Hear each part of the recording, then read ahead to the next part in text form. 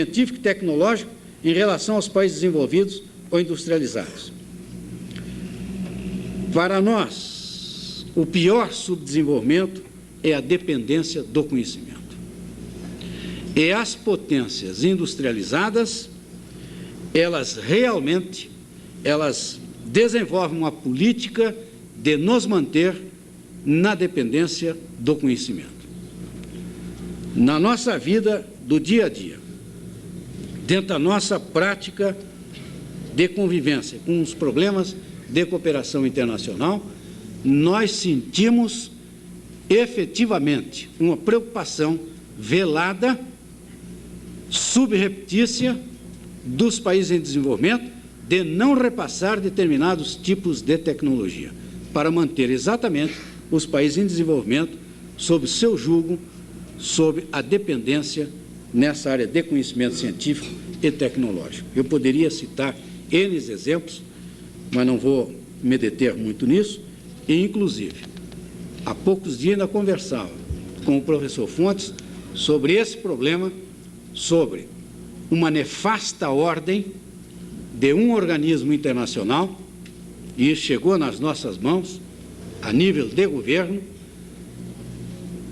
uma orientação maléfica de que o Brasil, que já faz moça a muitos países industrializados, em termos de informática e de outras áreas no ramo industrial, de que não se estimulassem projetos de tecnologia de ponta, mas projetos na área social, com aquele slogan: o país está em miséria, o país tem fome, então vamos repassar dinheiro para matar a fome dos brasileiros e não tecnologia de ponta. Isso é realmente criminoso. É criminoso e, infelizmente, alguns maus brasileiros estão entrando nesse jogo e estão fazendo esta política. Com que interesses, eu não quero analisar, são interesses escusos de alguns elementos que detêm uma facção do poder na mão e que ainda estimula esse tipo de convivência com esses organismos em termos de não repassar tecnologia de ponta. Desta maneira, não se apresentam também nos países subdesenvolvidos os mesmos efeitos sociais nocivos do modelo dominante do progresso científico e tecnológico, como esse modelo contribuiu ainda para reforçar alguns dos efeitos mais negativos do processo de subdesenvolvimento. Alto desemprego estrutural. Não precisamos nem falar sobre isso, nós estamos sabendo o que está acontecendo. Subemprego massivo, destruição ecológica, contaminação, gigantismo e concentrações urbanas e industriais, problemas de desigualdades técnicas e econômicas entre o campo e a cidade, entre empresas modernas e tradicionais, incapacidade de geração do desenvolvimento científico e tecnológico interno e o crescimento da evasão escolar em todos os níveis, entre outros tantos males.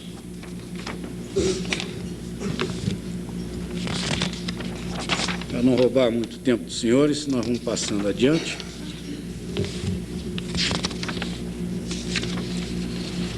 Vamos nos deter um pouco na automação, no emprego e no trabalho. É evidente que tanto a automação como outros avanços científicos e tecnológicos aplicados na produção têm novas e profundas implicações sobre a natureza do trabalho e a problemática do emprego. Já mencionamos a obsolescência de um conjunto crescente de conhecimentos e habilidades, e ainda de grupos de ocupações, o que naturalmente gera a obsolescência dos sistemas e conteúdos tradicionais de educação e formação profissional. Por outro lado, a automação requer novas formas de organização e divisão do trabalho, cujos possíveis efeitos sobre a qualificação ou desqualificação da força de trabalho se fazem sentir de maneira acentuada.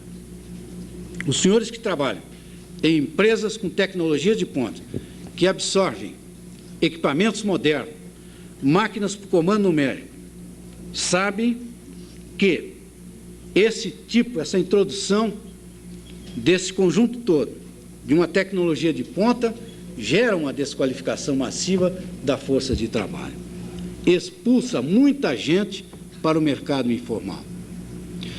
Agora mesmo, eu participei a semana passada de um seminário em Montevidéu, promovido pelo Centro Interamericano de Administração do Trabalho. Tinham 19 países presentes a essa reunião. E todos estavam preocupados com um problema seríssimo que está acontecendo a nível de América Latina. O grande contingente da força de trabalho, que eles estão chamando de trabalhadores não protegidos pelos benefícios sociais, que não têm carteira de trabalho, que não estão cobertos pela Previdência Social e, ainda mais, estão também descobertos por programas de formação profissional. E tomei conhecimento nesta reunião uma estatística de um trabalho apresentado em uma tabela do que se passa no nosso país. Um estudo feito há 2 anos atrás pelo governo, por técnicos do governo, mais precisamente da CEPLAN, em que o número de trabalhadores não protegidos no nosso país está em volta de 45%. Então, nós temos uma PEA, uma força economicamente ativa, uma população economicamente ativa, no valor de mais ou menos 50 milhões de pessoas, nós temos 45 que estão à margem da proteção do próprio Estado, à margem dos benefícios, à margem da formação profissional. Esses são trabalhadores assalariados, que estão exatamente no mercado informal. A grande maioria deles perderam seus empregos e não conseguem mais ser involucrados dentro da empresa moderna, do setor moderno da economia. Daí reside uma grande preocupação em todos esses países, e há uma preocupação interna no país, no Brasil, de se trabalhar com esses setores marginalizados. Porque o setor formal da economia, ele está estruturado. A formação profissional está atendendo, e eu creio que está atendendo bem, a esse setor formal da economia.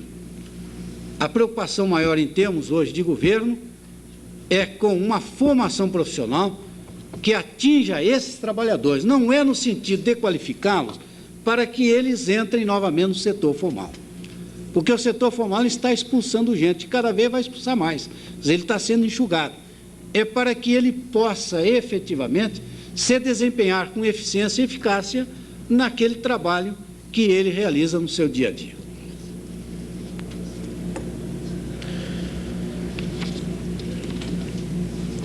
Toda a intervenção direta do trabalhador no processo de trabalho é suprimida e substituída pela execução de tarefas de controle e supervisão. Essas tarefas rotineiras não requerem qualificação nem treinamento especial, o que gera no trabalhador um sentimento de impotência e frustração oriundo da defasagem entre a grande responsabilidade a seu cargo e o desconhecimento e falta de controle do processo produtivo. Nos sistemas automatizados, as funções de controle, concepção e programação da produção se encontram centralizadas nos diretores das empresas e nos escritórios de consultores externos, os quais constituem um grupo cada vez mais reduzido, o que faz maior a distância que separa as tarefas de concepção, que requerem altas qualificações, e as tarefas de execução, que não requerem elevada qualificação. Desta forma, a maioria dos conhecimentos, ocupações e habilidades produtivas desaparecem ao serem efetivamente substituídos por processos automatizados. Ao se utilizar esse sistema, surgem, então, 2 tipos de trabalhadores. Aqueles sujeitos a ocupações subalternas, cujo alcance e ritmo de trabalho está determinado por máquinas e instrumentos automatizados, e aqueles encarregados da manutenção e supervisão destas máquinas. Os primeiros nem sequer necessitam de conhecimentos mínimos gerais. Necessitam somente de hábitos de disciplina, atenção e capacidade para responder sistematicamente a estímulos sensoriais. É um comando lá, uma luzinha que indica que o processo está com defeito. Aí vem o pessoal da manutenção e da supervisão, pessoal de maior qualificação. Os segundos requerem conhecimentos científicos específicos, rapidamente adquiridos em universidades ou em centros de formação profissional. Sua qualificação é cognitiva e habilidade para compreender manuais de instrução e quadros de instrumento. A capacidade de concepção e desenho do processo produtivo alcança seu máximo grau de concentração em um pequeníssimo número de pessoas altamente qualificadas e especializadas. O resto da força de trabalho perde sua importância específica no processo produtivo, se transformando em simples e indiferenciado fator de produção, considerando que é facilmente substituível.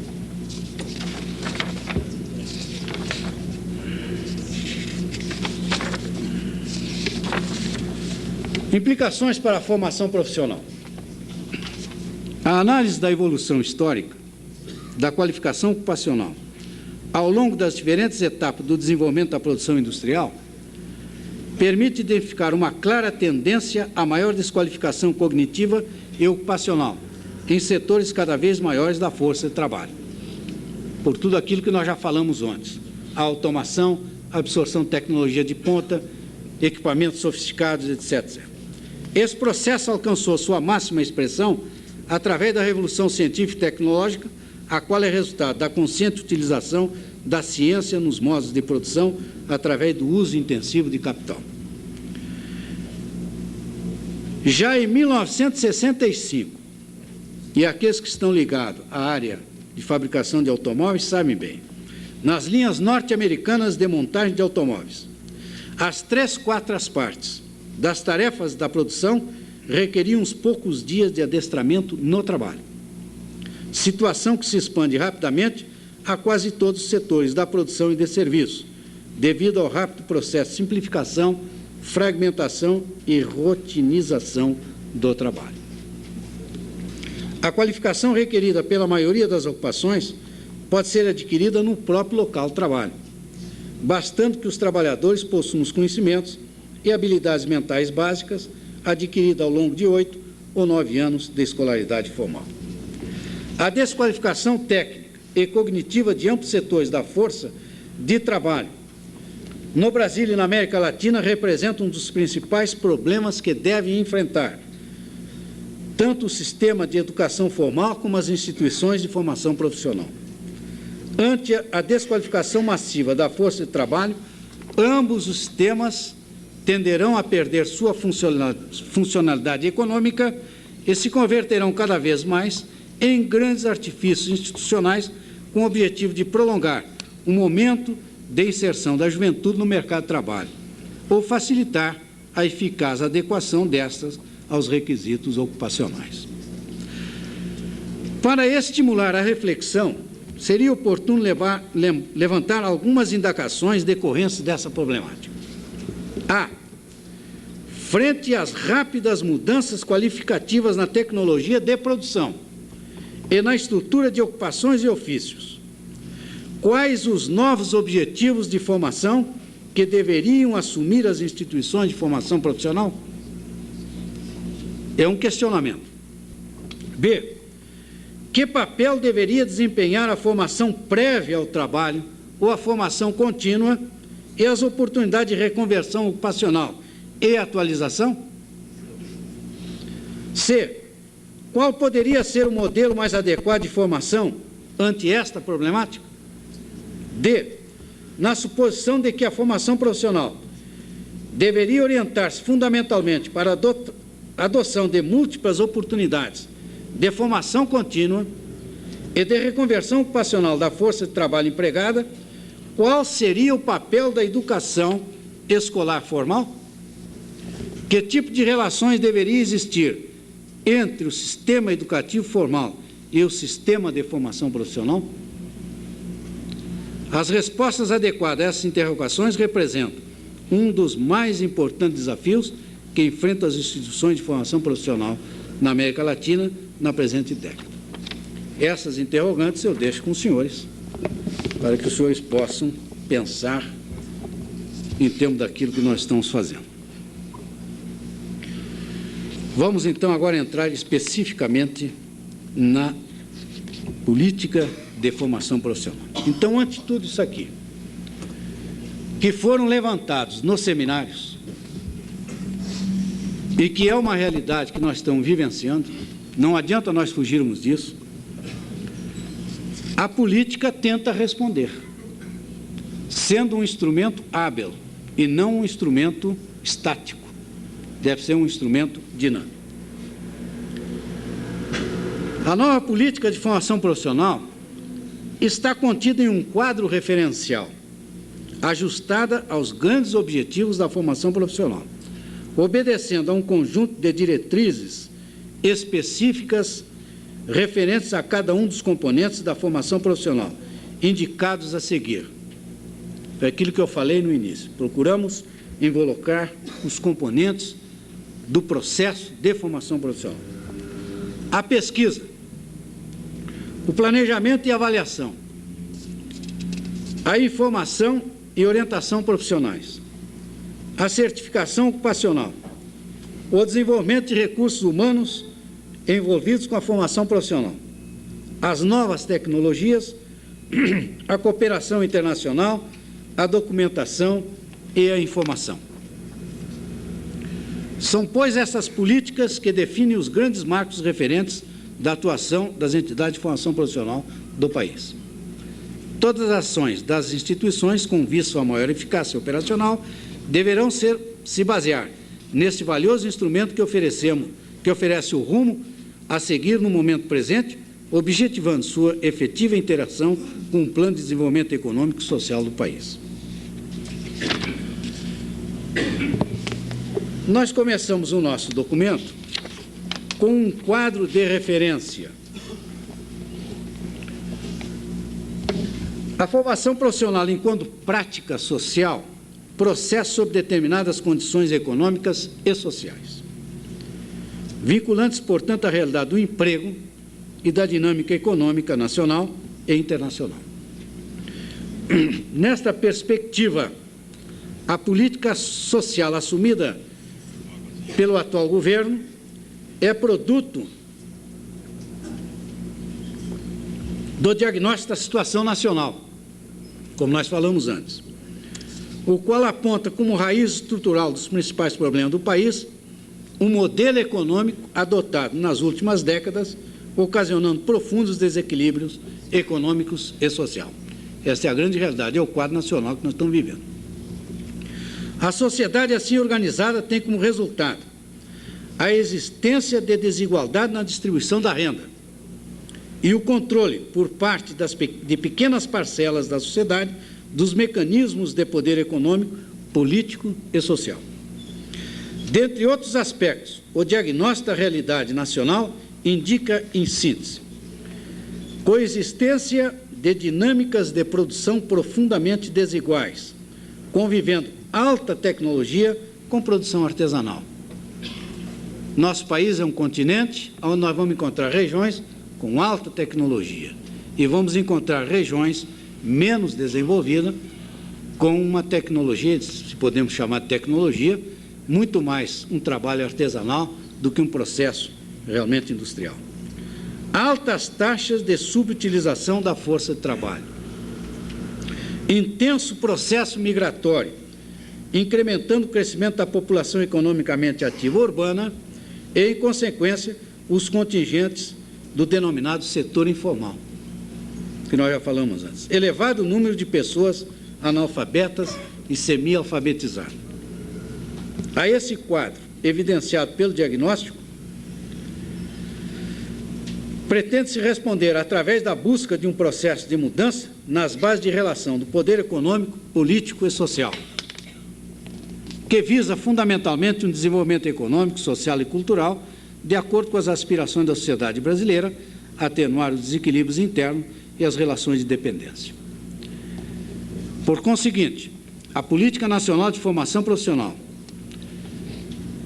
dependerá da filosofia e ação estabelecidas pelo Estado.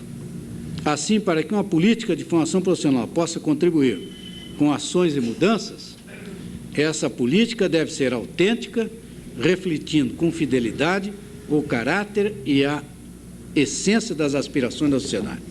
Por outro lado, o diagnóstico revela que a realidade da economia nacional, aliada à realidade da dinâmica tecnológica a curto e médio prazo, não apresenta grandes perspectivas de solução dos problemas conjunturais do desemprego, evidenciando, ao contrário, seu caráter estrutural expresso pela existência de significativos contingentes populacionais em situação de desemprego e subemprego, demandando respostas às suas exigências básicas: trabalho, educação, alimentação, moradia e saúde.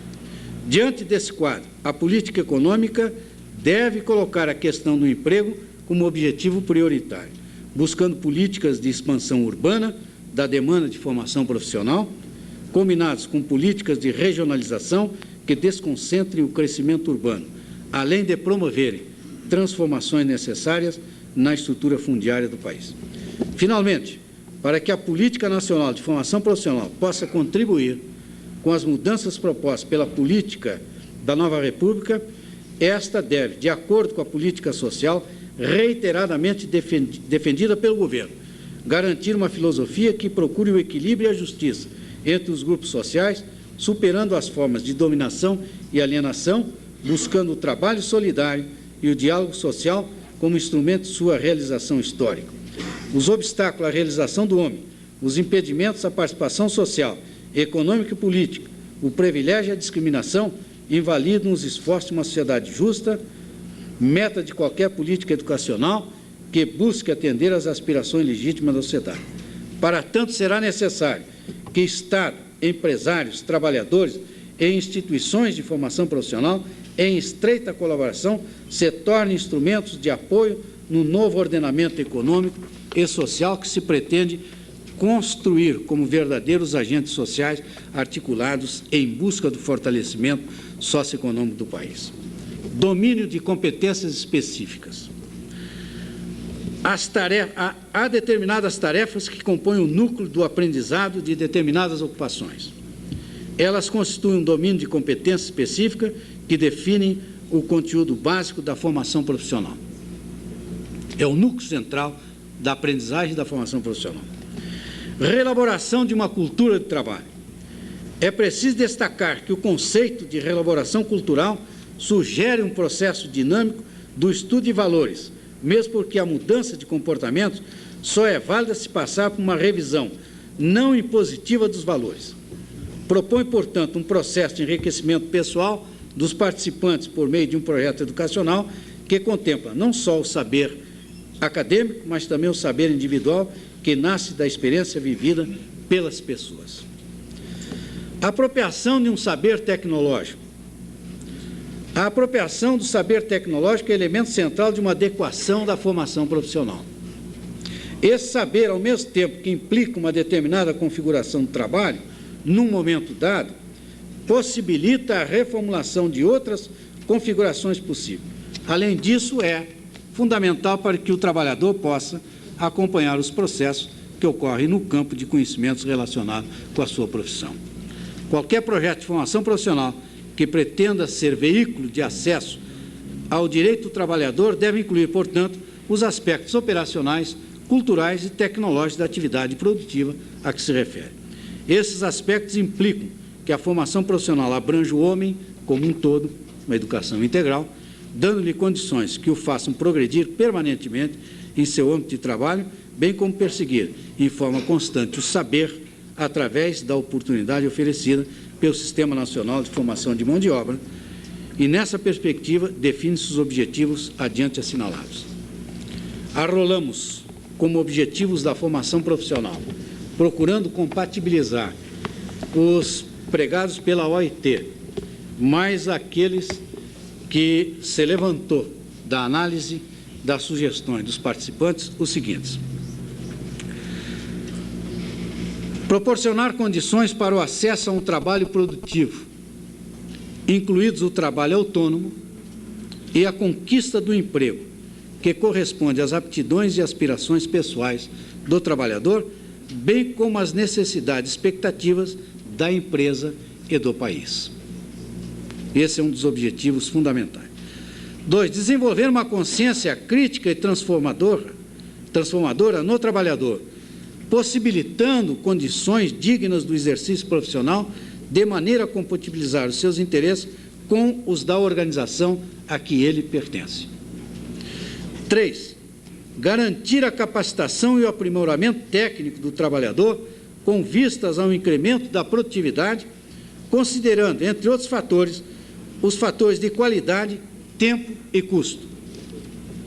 4. Proporcionar condições aos trabalhadores para se protegerem contra o desemprego, subemprego e perda de renda, através de programas de formação profissional abertos e flexíveis. É o retorno aos centros de formação profissional.